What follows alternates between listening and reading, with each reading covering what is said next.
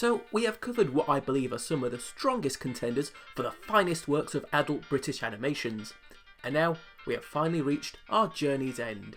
We get to go over the final batch of adult British animations that were really scraping the bottom of the barrel for originality, as they tried too hard to compete as England's answer to not only The Simpsons, but one that can be called a British version of Family Guy as well. Now, I may be showing some favouritism here, having been able to grow up in the days of Channel 4's early years, where they championed animation on the telly and gave it good funding. Hence, I have a strong, warm, nostalgic feeling to most I've covered in the previous parts of this animated documentary. I've also enjoyed finding out more about the creative minds behind these shows that depicted more originality at doing their own thing rather than trying to dig deep in the now derelict goldmine of animated American dysfunctional family antics sitcom. Whew, that was a mouthful. So empty and bereft of originality in these animated minds that not even South Park's nugget of gold was enough to help us Brits break through with animated fame. So let's go through the finale, which wasn't so grand to speak of, as adult British animations went out with a fizzle and not so much a bang. Join me today as I, the Blue Artisan, cover what is for now the very end of adult British animations.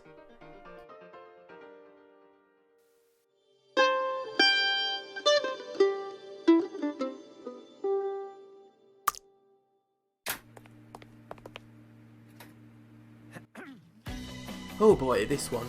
It lives in infamy as the most commonly remembered adult British animation, what with it being one of the most recent attempts at this genre. Although, as you can see, it's not exactly brilliant, is it? It's not very well remembered for being a good attempt and one that tries its hardest at replicating that Family Guy formula. Skins! Being 11's so hard, isn't it? After we finish the crystal meth and the heroin, let's inject some MDMA into our eyeballs. Then we could have a gangbang. Hooray! Full English has quite a few cutaway gags and a lot of telly pop culture references. This animated offering does not, like its namesake, make you feel fulfilled and satisfied upon viewing it, as it tries to offer you, the audience, a grand dollop of animated humour. Instead, it makes you question, whoever thought this was a good idea? So, Full English, what's the strategy here for this wannabe animated sitcom? You have Dad, Edgar Johnson, whom was voiced by what they had hoped would have been the added star power to pull in those viewers for this show. Is comedic actor Richard Iodi, voicing Edgar Johnson. Can I give anything else to anyone, eh? Perhaps a kidney, one of my balls. Maybe I should do a little dance. Don't do that, darling. Fine. And while it's not exactly Richard Iodi's fault that Edgar didn't sell so well to the audience, it's rather down to the bad script writing. Get into my office, chicken legs. Ken? Gay. Ow. Gay. Ow. Gay. What did you... Why? Gay. Gay. Gay. Ow. Gay. Ow. Gay. Ow. Really? Edgar here is a wimpy, confident-lacking man who struggles to impress his family, but yet he's still loved regardless. It's his flaccid personality and pathetic underachiever persona that's meant to come across endearing, but it really doesn't. I get all these demands at home, and then I come into work for this. I've had it up to here. Or maybe here? Certainly no less than about there. You have, of course, got the kids as well to mention. The fat and socially inept and annoying eldest man-child, Dusty. Everybody, I would like you to meet my new girlfriend. Don't be shy. Candy! Middle child, Jason, who's socially inept and simple-brained. And the younger, smarter child, Eve, who's the youngest of the three. She's goth and big-boned, I guess. Oh yeah, there is, of course, Mum, Wendy Johnson, who's so uninteresting and bland that I almost forgot to mention her. She's nothing out of the ordinary, you know, just supportive mum role. Oh. There are those unique comedy breakout characters that tried and ultimately fell flat on their face. These characters were the rich, overprotective Grandad Ken and his imaginary friend, the ever-irritatingly voiced and boil on the screen to look at, Squidge. Sane. Am I right, Squidgy? Of course you are. Remember that time we went on holiday?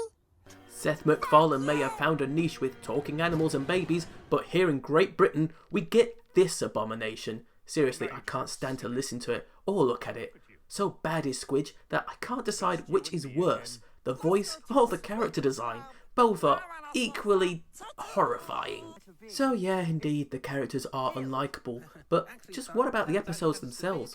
Well, the stories are flat, overlong, and try too hard to be funny. They also didn't really hold my attention for very long.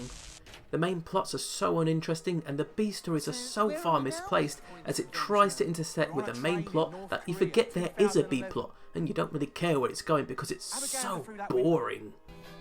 The main characters look so visually unappealing compared to everything else. Even the house they live in looks so boring and bland compared to its surroundings. It's not like this series didn't benefit from having a decent animation studio helping out behind the scenes, did it?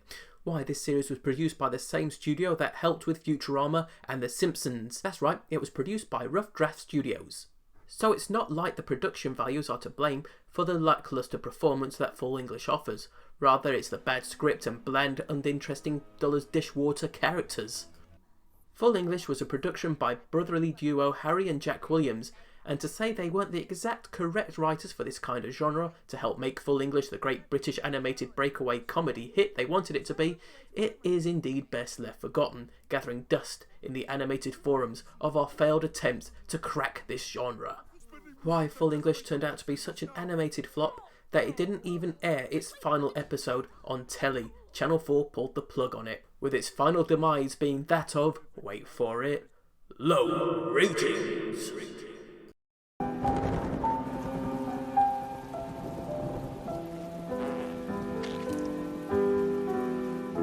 It's been said that supporting England's national team is like being eaten by a shark over a period of several decades.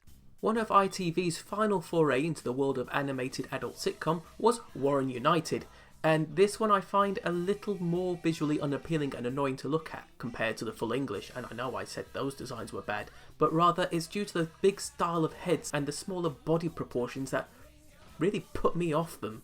Kinda make them look like bobble-headed characters. Now I don't know if that was the look they were intending to go for with this series, but yeah, I don't like it. It looks cheap and imported, and surprise, surprise, Chuck, it kinda was. What with it being developed over here in Blighty and then animated in Canada, just to be brought to our shores on British telly. One interesting tidbit was that due to it being animated in Canada, there was translation issues over English terminology, and the Canadians couldn't understand what a British scoreboard was versus a Canadian one used in hockey. We wanted a scoreboard, I remember. They sent us an ice hockey scoreboard, which had about 20 bits of information on. And that's it. That's about the only interesting thing I can find out about this show. Look, football and animation never make for a great combo. Nothing good can come out of it.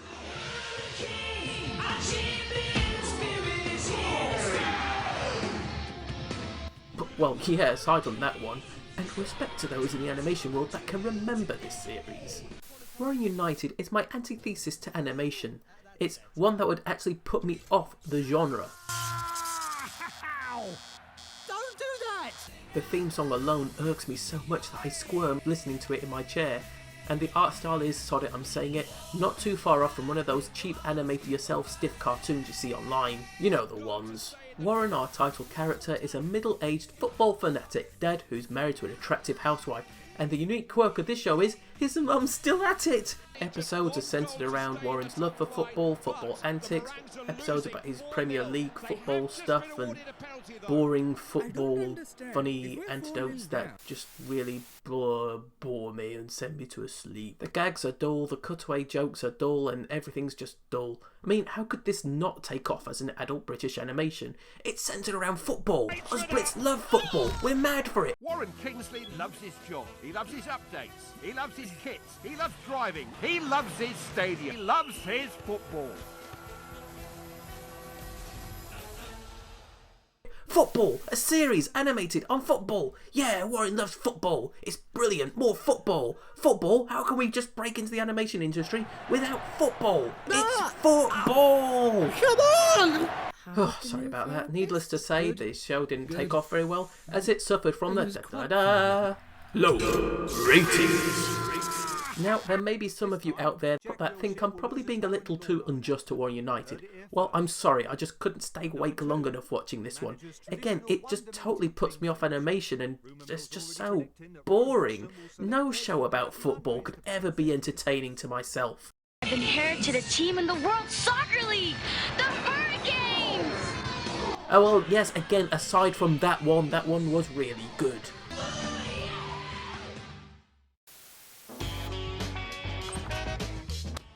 To cover the void in the political satire market that 2D TV filled in for a short time after the demise of Spitting Image, ITV were looking to venture into using CGI animation to its advantage. Using the cheaper costs of modern computer-generated caricatures of our then celebrities and politicians in the limelight of the time, Headcases was thusly commissioned, and yet it wasn't quite the scratch to satisfy that Spitting Image itch. These artistic depictions of our idols at the time were showcased. They looked really ugly. I mean, I know Spitting Image's puppets were quite grotesque, but, you know, they had a charm to them, and you could see they were purposely done that way. In Headcases, it just looks nasty. It looks incredibly burdened with motion capture technology, and the writing is so bad it's just uninteresting. So bad is this series in terms of its lackluster polish compared to good old Spitting Image, that chief puppet maker and cartoonist extraordinaire of Spitting Image fame, Peter Fluck, thank God I didn't pronounce that wrong there, critiqued Headcases by remarking how the CGI puppetry looked pretty dead, and needless to say, it suffered from the ding ding ding low ratings. At the very least, 2D TV had longevity to its premise, unlike this one where it just looks like cheap plastic cheese. Ugh. The only good thing to be written up about this series on record was a review from the Daily Star simply calling it hilarious.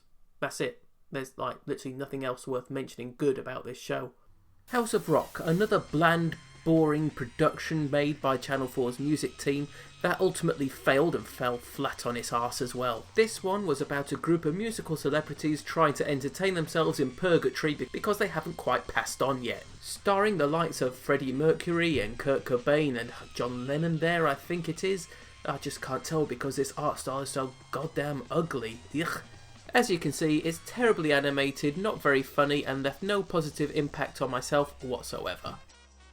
So, as you can see, the rapid decline in quality of adult British animations was evident. So there's a fair few reasons as to why this decline in quality happened, and there's kind of multiple reasons for this. But the first being a show that I kind of hold a grudge against.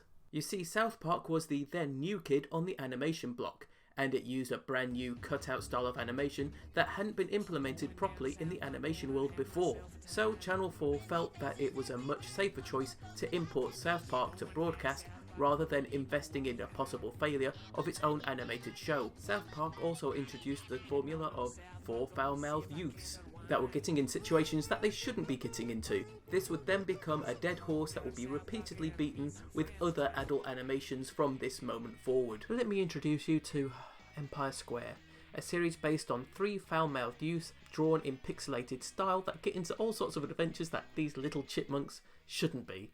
But it's funny because they're young and in adult situations and making funny jokes about bums and stuff. Any questions? Yeah, when do we get the money? You've completed your sleep session. Oh, good, good. One more question then. What time during the night do you come in and do stuff to my bum? Honestly. Granted, the pixelated video gamey world-like aesthetics would appeal to newer audiences, it just sucks so bad. It wanted to be the British South Park with its simple production values and sort of interesting characters, but no, it's not. It's just awful. People done to me damn internet. At 4:45 today, the internet disappeared worldwide. And of course the very last one to my knowledge, and one that I really detest with how it tried to capitalise the regurgitated South Park formula of another 4 foul-mouthed youths getting into funny situations, is Sticky. It displayed the same visual style of I Am Not an Animal, but with no originality or anything decent put into it. It was animated by the same people who did Phone Jacker, with the animation style of that, with photographic cutouts, and it just looks so crap, doesn't it? So, as you can tell by my disenfranchised tone, that I've been overall too negative on the final few selections of this documentary. Well, what can I say? These offerings pale in the selections I've discussed before in the other parts. There are just no genuine laughable moments or enjoyment I found in these selections I've discussed in today's video. They are just overall a discredit to the animation world and pushes us back further to the true golden years of content we once won awards for. So what happened? Well, there is a few contributing factors here. The first being that, yes, it was cheaper to import animated series that was already a success from overseas, rather than throw money down the drain on a new franchise that could potentially flop, which is what happened to Full English. The next axe to the animation industry in the UK was a certain celebrity chef who had begun his tirade against fast food in the early 2000s and late 90s. So hard did this celebrity chef fight for this that he went to the then current Prime Minister and made the government cut down on unhealthy food and sugar drink adverts on primetime UK telly. Now, it may not be the exact reason, however it certainly wasn't coincidental that this happened, because it then cut the funding for Channel 4 to invest in animation. And I was speaking to a source on the subject earlier this year who is certainly knowledgeable in the animation biz and believes that this was a strong factor that didn't help the animation industry. So the lifeblood of revenue and sponsorship for Channel 4 was cut, and this played a big part in the end of funding for independent animation. Now, a channel that had the proud distinction of helping out the animation industry and played a hand in making it grow and develop such studios like Aardman, no longer held tight to its animation reputation. And since then, both the BBC and ITV followed suit as they moved on to the next big thing in the entertainment industry. Yes, the advent of talent and dancing shows. Animation was then thrown to the wayside, with only these very poor attempts left. But I at least hold pride in our previous attempts that we brought to the animation world, and I hope to have brought to your attention the very best of British. I do hold these previous selections very dear to myself, and please, if you haven't checked them out yet, go watch them now. They're a great way to spend the afternoon. Don't ever watch Sticky! Whew, that was quite a task. I hope you enjoyed today's video, and if you did, well, you know what to do by now. Go like, comment, share and subscribe if you're new to the channel. Don't forget to check out the links in the description for my Twitter and Facebook page for all my latest online muses, and further updates about my channel. I've got to go clear up this mess now, so it may take a while, so please don't think I've gone away. Also, I'm using this opportunity to revamp my channel again. I also have a Patreon set up now too. Details are in the description below. I'll sort out the details of the tier and memberships and stuff later on, but for now I'd greatly appreciate any charitable donations you want to give. It's greatly appreciated to help fund and develop my channel. Well, until next time, take care and I'll see you all soon. Goodbye.